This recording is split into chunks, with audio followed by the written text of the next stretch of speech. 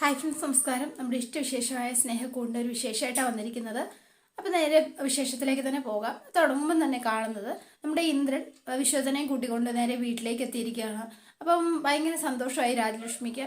അപ്പോൾ ഭയങ്കരമായിട്ട് സത്യമൊക്കെ ചെയ്യുവാണ്. ഇനി ഒരു കാരണവശാലും വിശ്വമായിട്ട് ഒരു പ്രശ്നവും ഉണ്ടാവില്ല. അവന് എന്ത് പ്രശ്നം ഉണ്ടാക്കിയാലും ഞാൻ ആ പ്രശ്നത്തിന് നിൽക്കില്ല എന്നൊക്കെ പറഞ്ഞാണ് ഇന്ദ്രൻ സത്യം ചെയ്യുന്നത്. അപ്പൊ കയ്യിൽ കർപ്പൂരമൊക്കെ കത്തിച്ച് വെച്ചിട്ടാണ് സത്യം ചെയ്തത്. അപ്പം ഇത് കള ഇന്ദ്രൻ, നിന്റെ കൈ പൊള്ളുന്നില്ലേ? അപ്പൊ ഈ കയ്യിലിരുന്ന സാധനം നേരെ പുറത്തേക്ക് എറിഞ്ഞു. അമ്മേ, ഇതേ കയ്യിലിരുന്ന സാധനം കളഞ്ഞിട്ടുണ്ട്. ഇത് നമുക്കിങ്ങനെ വേണ്ട, നമുക്ക് എന്തെങ്കിലും കുഴപ്പമുണ്ട്, കൈ പൊള്ളുന്നു എന്നൊക്കെ തോന്നിയാല് ഇങ്ങനെ പുറത്തേക്ക് എറിയാം. പക്ഷേങ്കില് ഈ മുറിവ് ഉണങ്ങും. മനസ്സിനേറ്റ മുറിവ് അത് ഉണങ്ങാനേ ഇത്തിരി പാടാ കേട്ടോ. അതൊരിക്കലും മാറില്ല. അതിങ്ങനെ നീറി നീറി നീറി കത്തിക്കൊണ്ടേയിരിക്കും. പിന്നെ എന്ത് ചെയ്യാനാ, ക്ഷമിക്കുക, അത് തന്നെ. അപ്പോൾ നേരെ വിശ്വത്തിനടുത്തേക്ക് എന്നിട്ട്, എടാ വിശ്വ, ഇനി നീ എനിക്ക് എന്നും പ്രിയപ്പെട്ടവനായിരിക്കും എന്ന് പറഞ്ഞ് വിശ്വത്തിനെ കെട്ടിപ്പിടിച്ച് നിൽക്കണം. അപ്പൊ രാജലക്ഷ്മിക്ക് ഭയങ്കര സന്തോഷമായി. അപ്പൊ ചോദിച്ചു, എങ്ങനെയുണ്ട്, എങ്ങനെ ഹാപ്പി ആയില്ലേ എന്ന് ചോദിച്ചപ്പം അതെ എന്ന് പറഞ്ഞു. അപ്പൊ ഇവർ രണ്ടുപേരുടെ ഭയങ്കര സന്തോഷത്തിൽ. പക്ഷേങ്കില് എന്തോ ഒരു സംശയം നമ്മുടെ വിശ്വത്തിന്റെ മനസ്സിലും ഉണ്ട് കേട്ടോ. എവിടെയോ എന്തോ ഒരു പന്തികേട്, അല്ലെങ്കിൽ ഇന്ദ്രൻ ഇങ്ങനെ പെരുമാറില്ല എന്ന് നന്നായിട്ടറിയാം. പിന്നെ കാണുന്നത് നമ്മുടെ വക്കീലിനെയാണ്, കാട്ടൂരാനെ. അപ്പൊ കാട്ടൂരാനെ കാണാനായിട്ട് എത്തിയിരിക്കുകയാണ്. അപ്പോ എന്റെ പൊന്നി ഇന്ദ്ര, നീ എന്താ ഈ പറയുന്നത്? ആ പെൺകുട്ടീനെ അല്ലെങ്കിൽ പല്ലവിയുടെ അനിയത്തിനെ വിശ്വജിത്ത് വിവാഹം കഴിച്ചാൽ തോൽക്കുവല്ലേ നിങ്ങൾ ചെയ്യുന്നത്? നിങ്ങളുടെ വീട്ടിലേക്ക് ആ കുട്ടിയും കൂടെ വന്നാല് നിങ്ങൾ പരാജയപ്പെട്ടു പോവല്ലേ? എങ്ങനെയാ നിങ്ങൾക്ക് അതുകൊണ്ട് ഗുണം ഉണ്ടാവുന്നത്? അതിനെ ഇങ്ങനെ പ്രോത്സാഹിപ്പിക്കുകയാണോ ചെയ്യേണ്ടത്? അത് വേണ്ട എന്ന് വെക്കുവല്ലേ ചെയ്യേണ്ടത് എന്നൊക്കെ കാട്ടുകാരൻ ഇങ്ങനെ ചോദിക്കുകയാണ്. എന്റെ പൊന്നു വക്കീലെ, ഞാനൊരു കാര്യം പറയട്ടെ. അവൾ അവൾ എന്റെ വീട്ടിലേക്ക് വരുന്നു എന്ന് അറിയുമ്പോ പല്ലവി എന്താണെങ്കിലും പേടിക്കും, ശരിയല്ലേ? പിന്നെ നമ്മളുടെ കേസിന്റെ അവസ്ഥ എന്താ? ഇപ്പൊ ഏകദേശം തോറ്റു നിൽക്കുകയാണ്. എന്റെ അനിയന്റെ സാക്ഷിമൊഴിയോ പിന്നെ ആ ഡിജിറ്റൽ തെളിവും വെച്ചിട്ട് ഏകദേശം കേസ് നമ്മൾ തോറ്റു എന്ന് തന്നെയല്ലേ പറയാൻ പറ്റൂ? അങ്ങനെ ചോദിച്ചാല് ഏകദേശം ശരിയാ, നമ്മുടെ കാര്യം പരിതാപകരമാണ് എന്ന് വക്കീലും പറഞ്ഞു.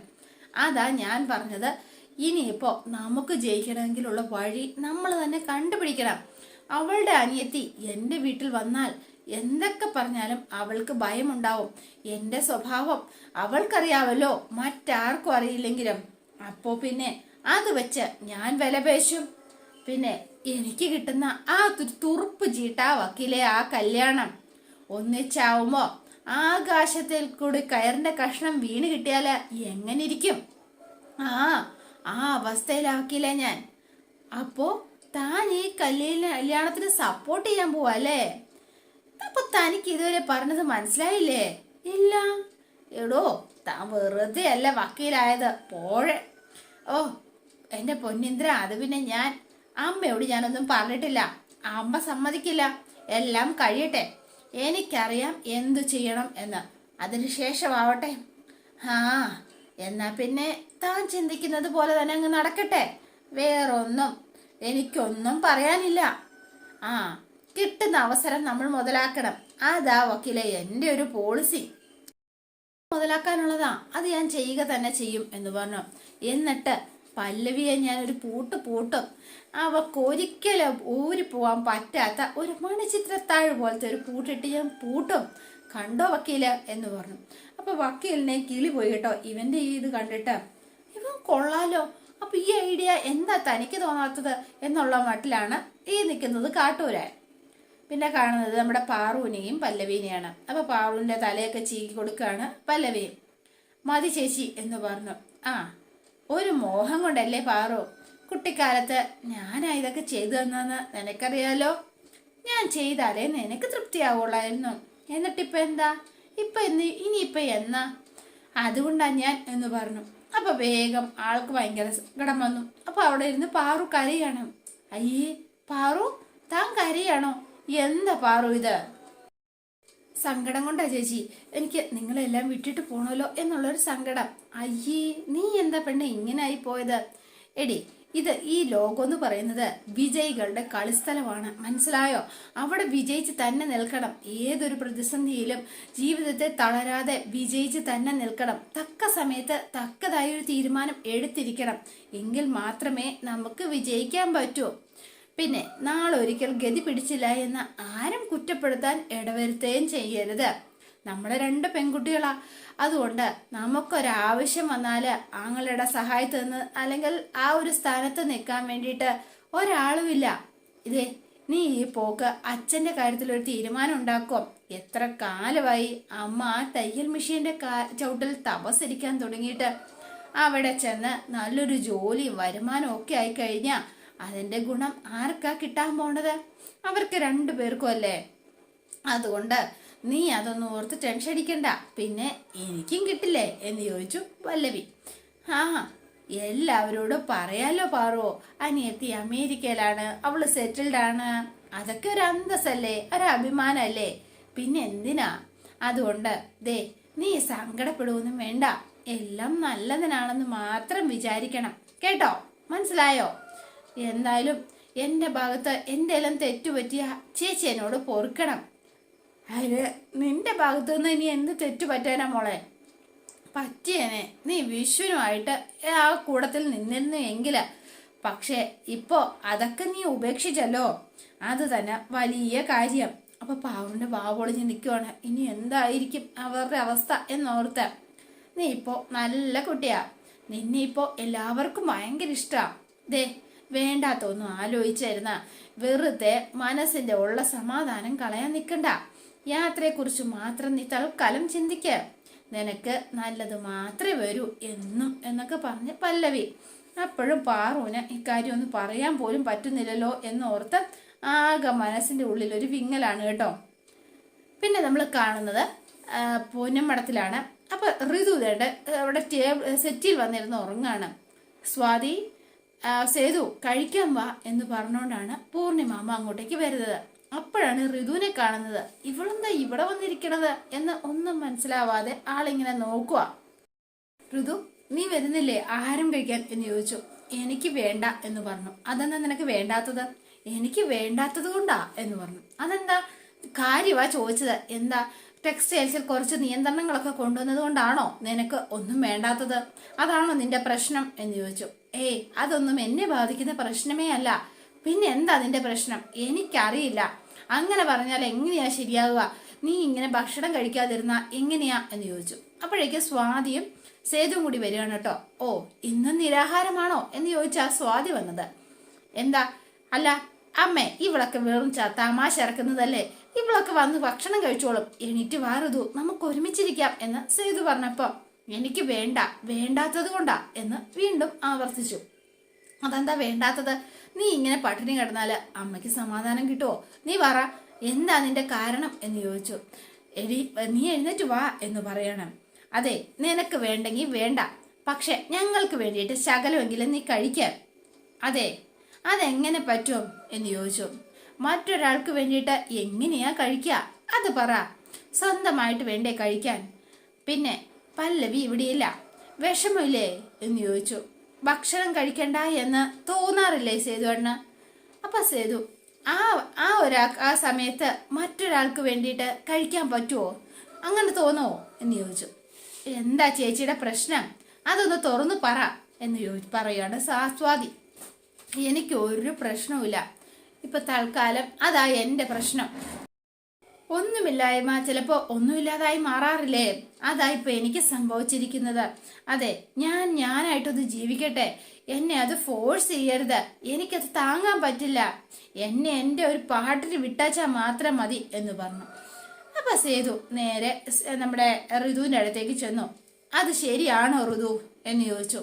നോക്ക്, നീ ഒന്നും കഴിക്കാതെ ഇങ്ങനെ മിണ്ടാതിരുന്നാല് ഞങ്ങൾക്ക് എങ്ങനെയാ സമാധാനത്തോടെ ഒന്ന് കഴിക്കാൻ പറ്റുക? നീ ടെക്സ്റ്റൈൽസിലും പോണില്ല, എന്താ ഇതിനൊക്കെ അർത്ഥം പറയ എന്ന് പറഞ്ഞു. ദേ എനിക്കൊന്ന് കിടക്കണം എന്ന് പറഞ്ഞു. പ്ലീസ് എന്തെങ്കിലും ഒന്ന് കഴിക്ക്, എന്നിട്ട് പോയി കിടക്ക് എന്ന് സ്വാതി വീണ്ടും നിർബന്ധിക്കുകയാണ്. അപ്പൊ ഇവരോട് ആരോടും ഒന്നും മിണ്ടിയില്ല. നേരെ ഋതു എഴുന്നേറ്റു പോയി. അപ്പൊ വഴക്കുണ്ടാക്കുന്നില്ല, ആളൊന്നും മിണ്ടുന്നില്ല. ആളുടെ ആ പോക്ക് കണ്ടിട്ട് എല്ലാവർക്കും ഒരു സങ്കടമായി പോയി കേട്ടോ. ഋതു ഇങ്ങനെയൊന്നും ആയിരുന്നില്ല, ഭയങ്കര ആക്റ്റീവായിരുന്നു. എന്തോ ഒരു പ്രശ്നം അവളെ അലട്ടുന്നുണ്ടല്ലോ, അതുകൊണ്ടാ അവൾ ഇങ്ങനെയൊക്കെ പെരുമാറുന്നത് എന്ന് സേതു പറയാ. അമ്മയൊന്നും വിഷമിക്കണ്ട, നമുക്ക് നോക്കാം ഇതെവിടെ വരെ പോകുന്ന. തൽക്കാലം പരിഹാരം ഉണ്ടാക്കാമേ, വിഷമിക്കാതെ, ഞാനല്ലേ ഈ പറയണത് എന്ന് ചോദിച്ചു. എന്നിട്ട് സേതു ഇങ്ങനെ നിൽക്കുകയാണ്. അപ്പൊ പിന്നെ കാണുന്നത് നമ്മുടെ അച്ചുവാണ്. അച്ചുവിന്റെ അടുത്തേക്ക് ഹരി ഇങ്ങനെ എത്തുമ്പോൾ അച്ചു ആള് മുഖമൊക്കെ വെറുപ്പിച്ചിരിക്കുക. പല്ലവി ചേച്ചിയോട് എത്ര നന്ദി പറയാനും പറ്റില്ല. മെറ്റേണിറ്റി നൈറ്റിക്ക് നല്ല ഡിമാൻഡാ, ആ നല്ല വണ്ണം ഓർഡറൊക്കെ വരുന്നുണ്ട് അച്ചു. വ്യത്യസ്തമായ നൈറ്റികൾ നമുക്ക് ഇനി മാർക്കറ്റിൽ ഇറക്കാൻ പറ്റണം. അപ്പോൾ മാർക്കറ്റിൽ ഇനിയും നമ്മൾ ഭയങ്കര ഇമ്പ്രൂവ് ആവും. എന്തു പറ്റി, ഒരു താല്പര്യം ഇല്ലാത്തതുപോലെ? ഇങ്ങനെ ആയിരുന്നില്ലല്ലോ താൻ, എന്താ അച്ചു? അത് പിന്നെ ഋതു ആകെ മാറി ഹരി. അവൾക്ക് ഇപ്പൊ ഒന്നിലും ഒരു താല്പര്യവുമില്ല. അവളെ കുറിച്ച് ഓർക്കുമ്പോ എന്തോ മനസ്സിന് വല്ലാത്തൊരു സുഖക്കേട് പോലെ. ഋതുവിന് പറ്റിയത് എന്താണെന്ന് ഞാൻ പറയാം, അതൊക്കെ ഞാൻ പ്രതീക്ഷിച്ചത് തന്നെയാ എന്ന് ഹരി പറഞ്ഞു. അതെ, പൂർണിമ ടെക്സ്റ്റൈൽസില് ഒരു ഏകാധിപത്യ പോലും പ്രവർത്തിക്കായിരുന്നില്ലേ ഋതു. ആ സ്ഥാനത്തിന് ഇടിവ് വന്നപ്പോ സംഭവിച്ച മാറ്റമായത്. അതൊന്നും വലിയ കാര്യമാക്കണ്ട എന്ന് പറയണം. അതെ, അതിപ്പോ ആർക്കാണെങ്കിലും ഉണ്ടാവില്ലേ, കുറച്ച് കഴിയുമ്പോൾ എല്ലാം ശരിയായിക്കോളും. പണ്ടും ഇങ്ങനെയൊക്കെ സംഭവിച്ചിട്ടുണ്ട് ഹരി. അന്നൊന്നും ഇങ്ങനെയൊന്നും അല്ലല്ലോ ഋതു പെരുമാറിയിട്ടുള്ളത്.